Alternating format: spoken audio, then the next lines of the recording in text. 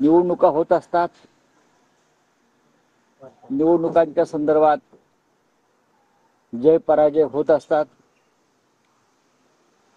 निवडणुकात हार जीत होत असते.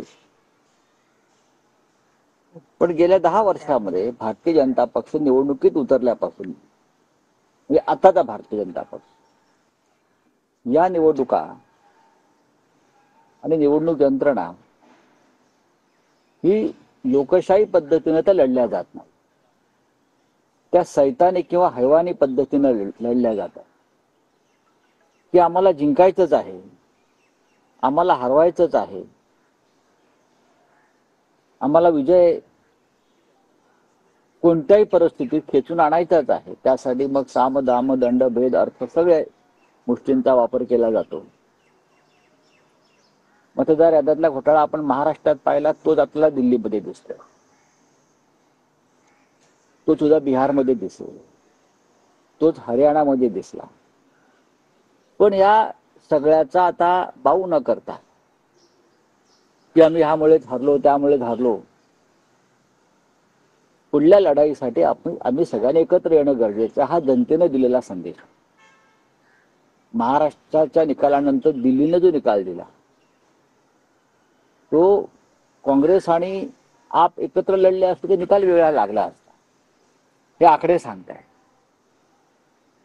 आता लढायचं की एकत्र यायचं ही भूमिका सगळ्यांनी घेणं गरजेचं आहे. नाहीतर मग जे चाललेलं आहे केंद्रामध्ये किंवा राज्यामध्ये एकतर्फी, त्याला आपण सगळ्यांनी मिळून मान्यता दिली पाहिजे. पण हा त्यातून देश टिकेल का, लोकशाही टिकेल का, विरोधी पक्षाचा आवाज राहील का, या गोष्टींचा विचार करण्याची वेळ आता आलेली आहे. डॉक्टर मोदी म्हणतात की मध्ये जो घोटाळा झाला त्याचा रिपोर्ट पहिल्या विधानसभेत आणणार, आणि अण्णा हजारे म्हणतात की सत्ता डोक्यात गेली तर काय होते. आता बघा, अण्णा हजारे काय म्हणतात त्याला काय अर्थ राहिलेला नाही. अण्णा अचानक जागे होतात. मोदी काळामध्ये किंवा महाराष्ट्रात इतके घोटाळे झाले, इतका भ्रष्टाचार झाला, इतका अनाचार झाला, लोकशाहीवरती हल्ले झाले, तेव्हा आमचे अण्णा हजारे कधीच त्यांनी हालचाल केली नाही.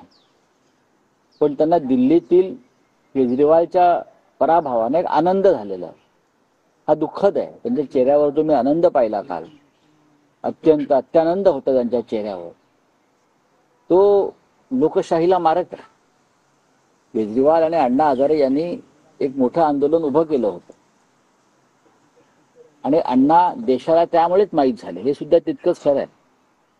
पण गेल्या 12 वर्षामध्ये या देशामध्ये अशी अनेक संकट आली.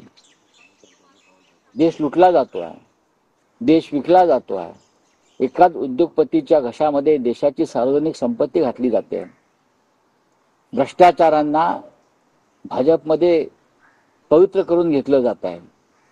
ज्यांच्यावरती अण्णा हजारेंचे आरोप होते असे सगळे भ्रष्टाचारी आज भारतीय जनता पक्षामध्ये आहेत. अण्णा हजारेंना त्याच्यावरती आपलं मत व्यक्त करावं असं वाटत नाही.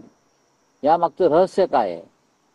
केजरीवाल हरले, निवडणुकात हारजीत होते, तो पराभव केजरीवालनी पण स्वीकारलेला आहे.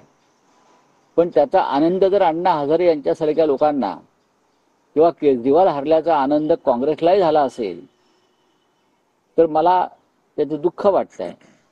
कारण केजरीवाल जरी हरले असले तरी भारतीय जनता पक्ष विजयी झाला, नरेंद्र मोदी विजयी झाले, अमित शहा विजयी झाले, ज्यांनी या देशाच्या लोकशाहीचा खड्डा खणलेला आहे.